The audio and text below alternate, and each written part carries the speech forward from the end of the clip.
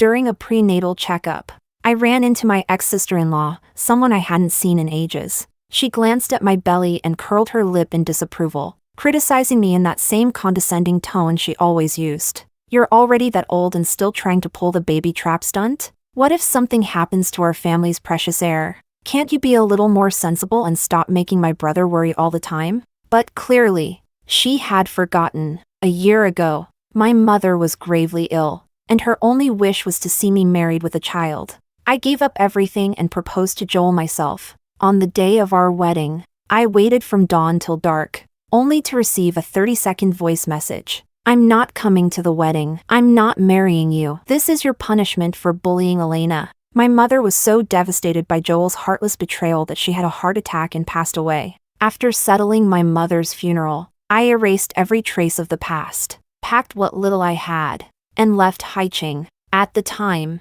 Joel was off skiing abroad with Elena. But now, Miranda had the nerve to tell me, "My brother flies out every month to look for you. He's lost 20 pounds in under a year. He's been waiting for you this whole time. Camila, now that you're back, please just give him another chance." I smiled faintly and raised my hand with the wedding ring on it. "Sorry, I'm a private person. We kept the wedding low-key, so we didn't send any invites." Chapter 1. Camila, do you even know how crazy my brother went looking for you this past year?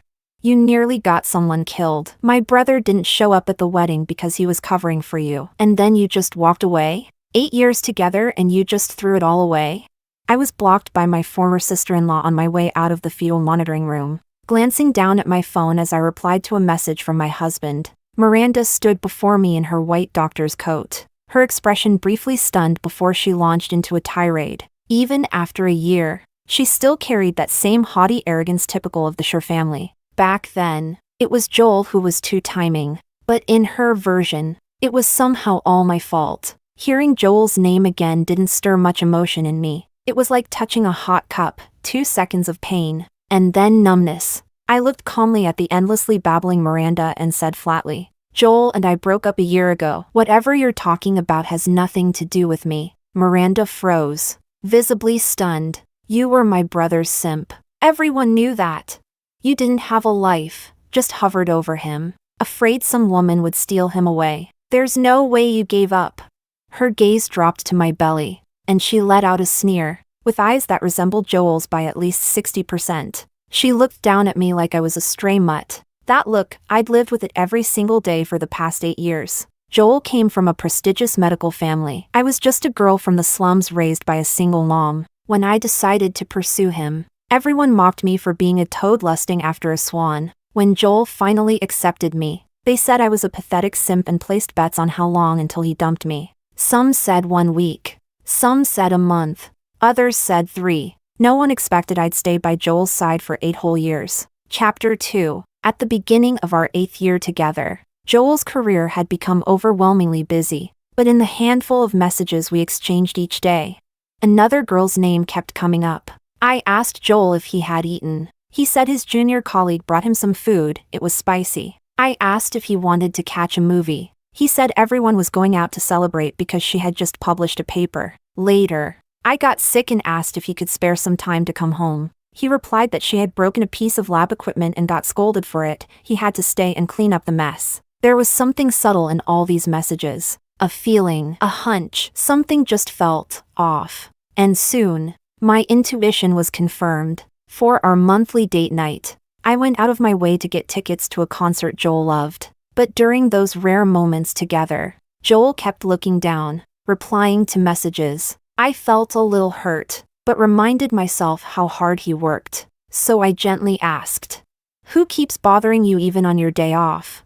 Without thinking, he replied, "Elena. She copied part of my experiment and messed up the data. She's asking me what to do." Elena, his junior, the same girl who kept showing up in our conversations. I wasn't even sure how I felt at that moment. Just disappointed. After all the trouble I went through to get those tickets, neither of us even paid attention to the performance. On the way home, Joel was still texting. I couldn't take it anymore and covered his phone with my hand. Joel frowned at me. I looked him in the eye and tried to joke. "You've skipped our date night twice now. I finally managed to pin you down." And yet you're glued to your phone the whole time. You keep talking about your junior. I'm getting jealous. I thought he'd laugh and maybe ease up on mentioning her so much. What I didn't expect was for him to get angry. His face instantly turned cold. Camila, since when did you become so obsessed with this sex-driven jealousy crap? I'm helping her grow as a researcher. That's all. After that night, Joel started giving me the silent treatment. He ignored every message I sent. On the third day of our Cold War, I got a text from Joel. No appetite. Make something light and bring it to the lab. To me, that felt like an olive branch. So I took the day off and went straight to the market. As soon as I finished cooking, I rushed over to the research center. But when I pushed the door open, I saw Joel squatting in front of a girl, gently rubbing her belly. The voice I once praised for being calm and composed was now impossibly soft and tender. How are you feeling? Any better? Much better. Thank you. Senior. That moment nearly made my head explode. 1,000 thoughts surged through me, clogging my chest until I could barely breathe. The girl suddenly looked up, then shyly pushed Joel's hand away. Don't rub anymore. Someone's here. It was only then that Joel noticed me at the door. He stood up, frowning. Miranda, this is a research facility. Why didn't you knock? I stared at him blankly, then let out a sarcastic laugh. If I'd knocked, I wouldn't have seen that little scene just now, would I? The girl stood beside Joel, stuck her tongue out playfully, and muttered an explanation. Sis, you misunderstood. I'm on my period and couldn't do my experiments. Senior only helped me by rubbing my stomach a bit. Joel walked up to me, reaching for the lunchbox in my hands. We're short on people at the lab right now. Elena's not feeling well and hasn't eaten anything all day. Just give me the food. He spoke casually, like it was the most normal thing in the world, as if none of this was out of the ordinary. But in that moment, all I could do was laugh. Laugh at myself for being the fool in this circus. The pain in my chest made me lash out without filter. She had cramps, so you knelt down to rub her stomach. She had no appetite, so you ended our Cold War just to get me to cook for her. Joel, since when did you become so attentive and thoughtful to someone else? I thought I was shouting from the depths of my soul, but my voice came out hoarse and cracked. Joel didn't even look guilty. He replied calmly, unfazed. Elena's a key member of our team. If she's doing well, our research progresses faster. Can you stop projecting all your messy gender issues onto us? I stared at him for a moment, then turned to leave with the lunchbox still in hand. I'd rather feed this to a stray dog. But the next second, Joel suddenly yanked the lunchbox out of my hands. I lost my balance and fell to the ground along with it. The meal I spent 2 hours preparing was now scattered trash. Joel's face darkened. He glared down at me and snapped coldly. Are you happy now? Making a scene in the middle of the day?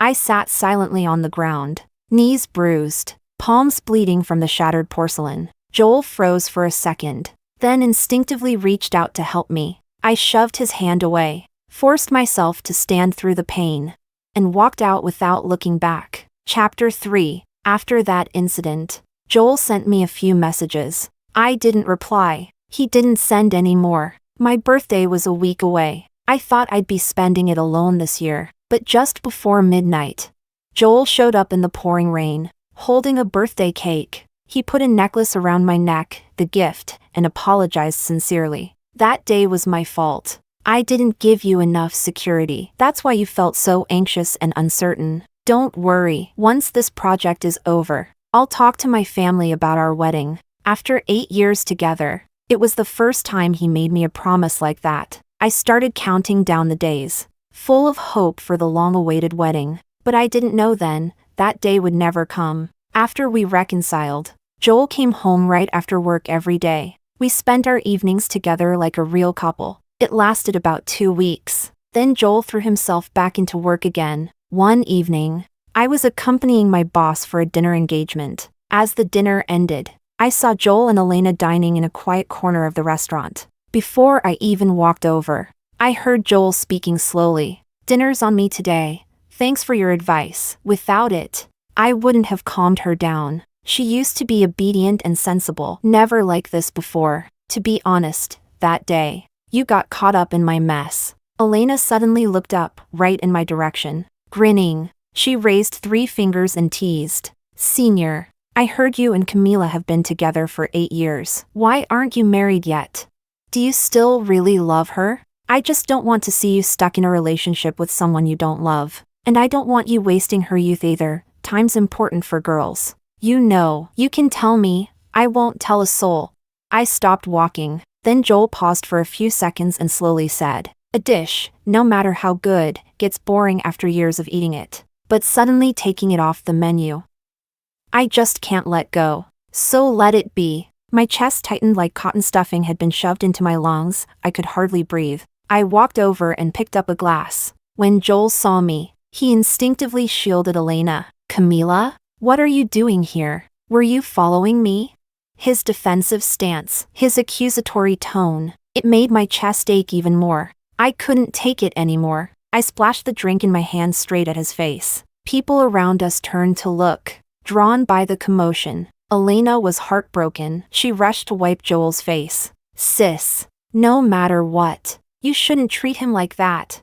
I ignored her fake concern, keeping my eyes locked on Joel. He gently pushed Elena aside, wiped his face, and spoke, his voice cold as ice. Camila, no wonder you have no friends. No one wants to be around someone like you. With a personality like yours, who could stand you? The glass slipped from my hand and shattered on the floor. I never imagined Joel would one day raise his voice at me, for another woman, and I never thought he'd take my most painful memories and use them as a blade against me. When I was young, my dad had an affair and died in the sea with his mistress. My mother raised me alone with frail shoulders, but a poor, single-parent home, and relatives with ordinary jobs, became the reason I was bullied. After school, I was locked in the bathroom as a prank. Joel appeared like a savior and got me out. As we passed each other, he said, don't blame yourself for other people's mistakes. But now, he was the one who crushed that very belief with his own hands. I looked at Joel. Tears streamed down uncontrollably, and Joel didn't even look back. He left the restaurant with Elena by his side.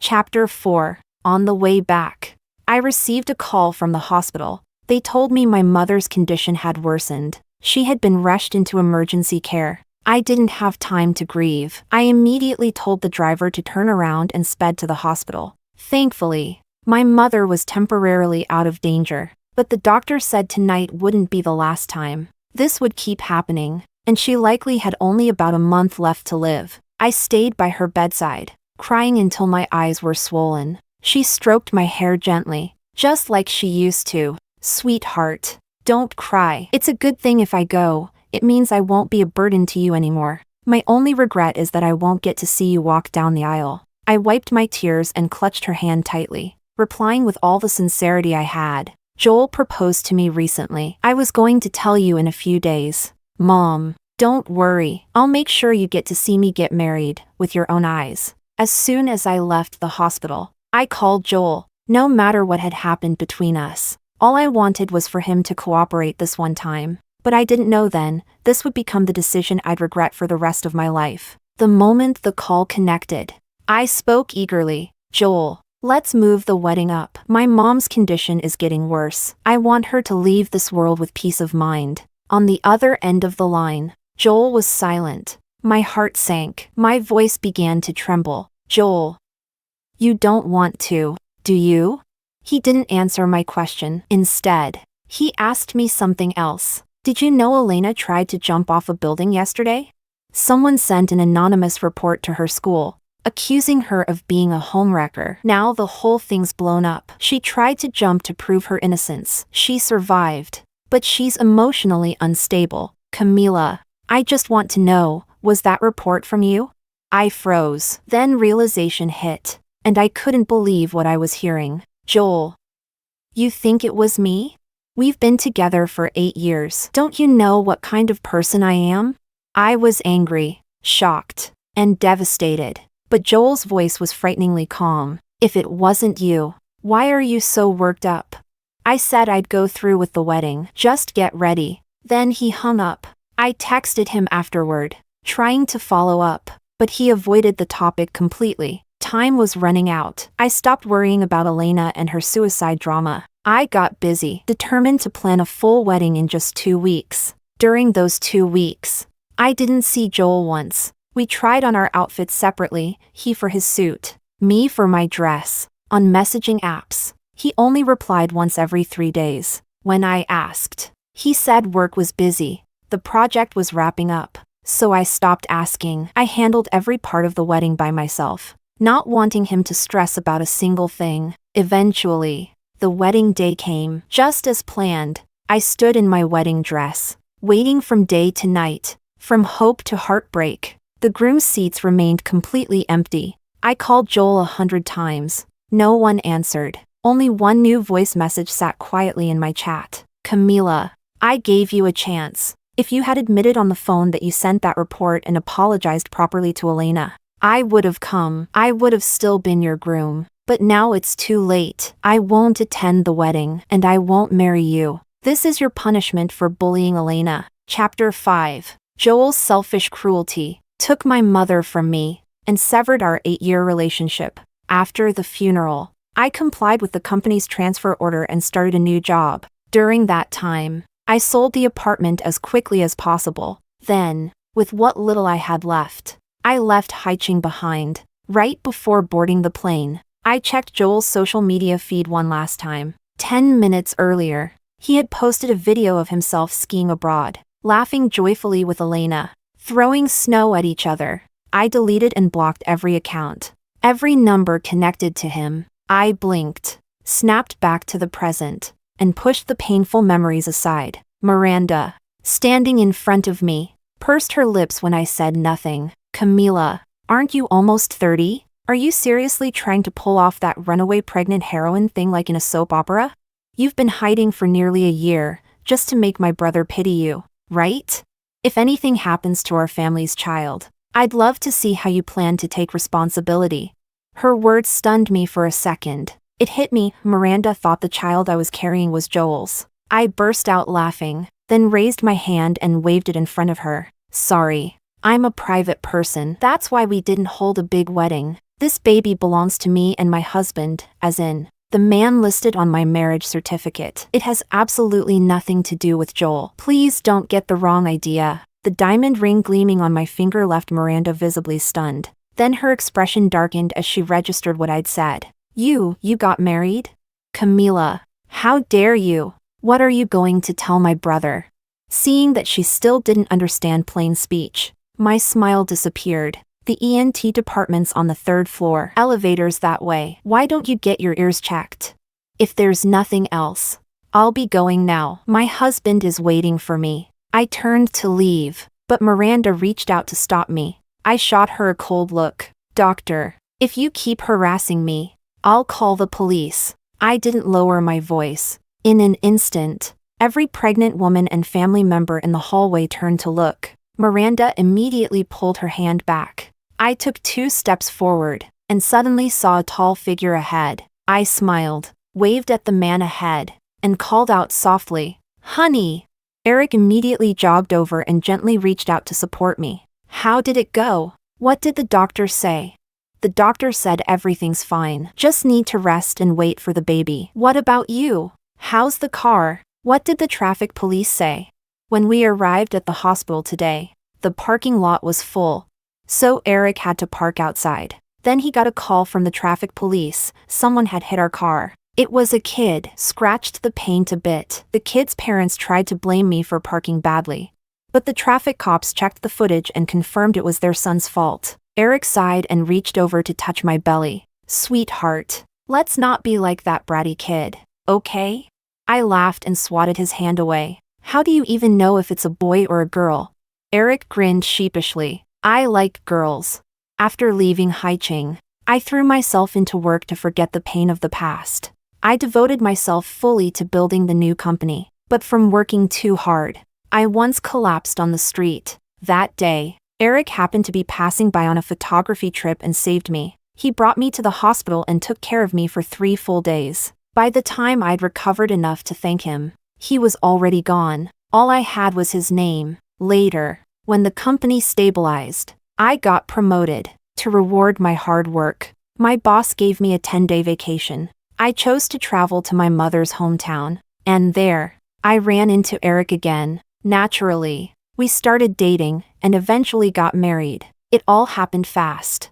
But in this relationship, all I felt is pure, genuine happiness. That shocked gaze behind me lingered for a long time, but I didn't care.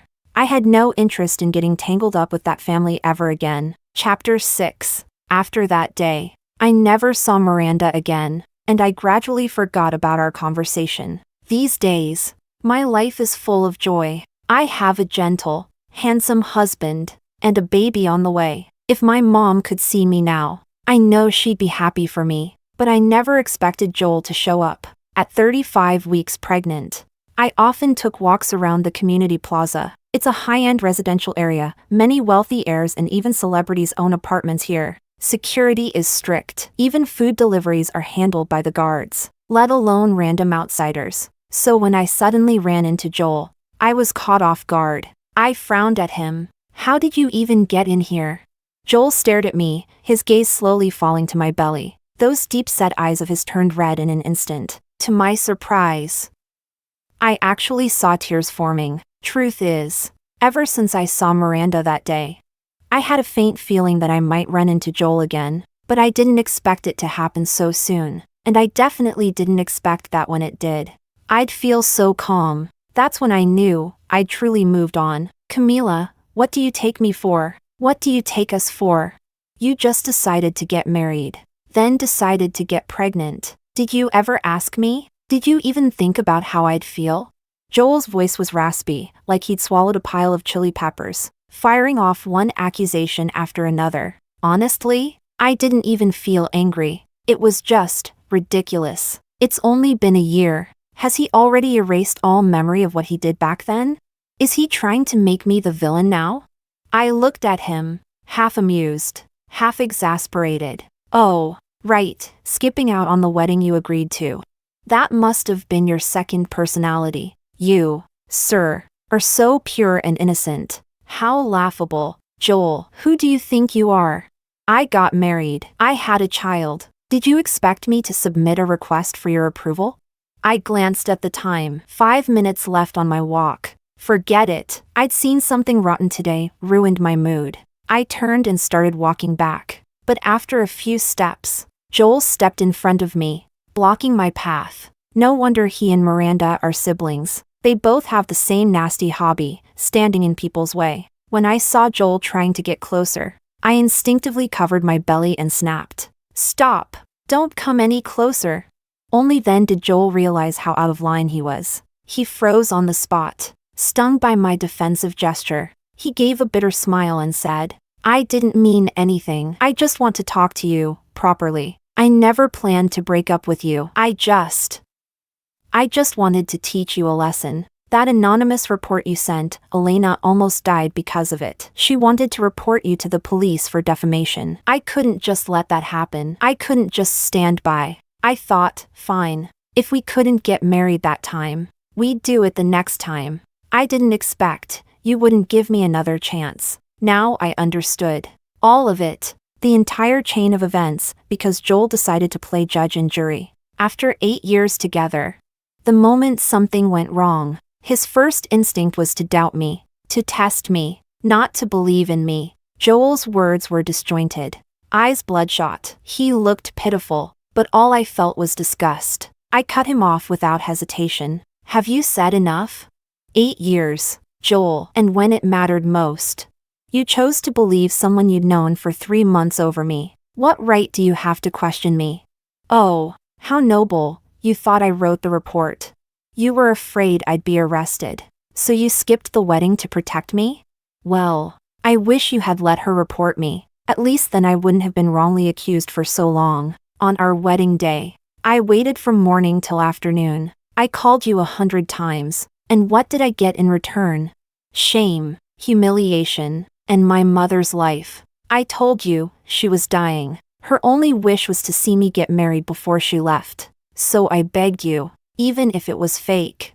Even if you were just pretending, I begged you to go through with it. But you ruined everything. And you killed her. My face stayed calm, but my voice cracked with emotion. I never imagined that this was the ridiculous reason why Joel had abandoned me, left me to suffer alone through the most humiliating moment of my life. That wedding was the decision I regret the most in my entire life. Chapter 7. Joel tried to explain. That day when Elena jumped, we checked the surveillance. I saw a woman with a body shape like yours. She was even wearing the same outfit as you. I thought, did you see her face with your own eyes?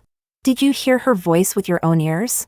Joel's face turned pale. He shook his head. I was furious. There are tons of people built like me. Tons wearing similar clothes. And just because those two matched, you assumed I'd boldly drop off that report myself? Doesn't that sound suspicious to you? Doesn't it seem like someone wanted you to see that?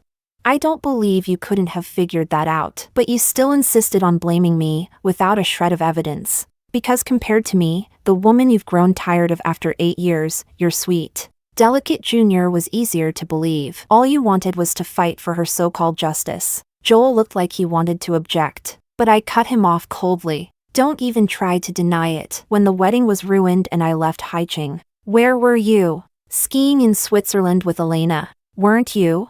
So let's just end this here. I don't want anything to do with you anymore. Please leave. Joel swayed on his feet, then straightened and slowly shook his head. No, I came here today to take you back. I admit I made mistakes. Miranda, let me make it up to you. Let me take care of you. I walked right up to him and slapped him across the face. The red imprint burned on Joel's cheek as he gave a crooked smile. Miranda, if slapping me makes you feel better, makes you forgive me, then go ahead, do it again. No thanks. One slap was already disgusting enough. Any more and I might not want this hand anymore. I pulled a pack of wipes from my purse, right in front of Joel. I wiped my hand, one finger at a time. Joel stared, his eyes stinging. Miranda, are we really strangers now?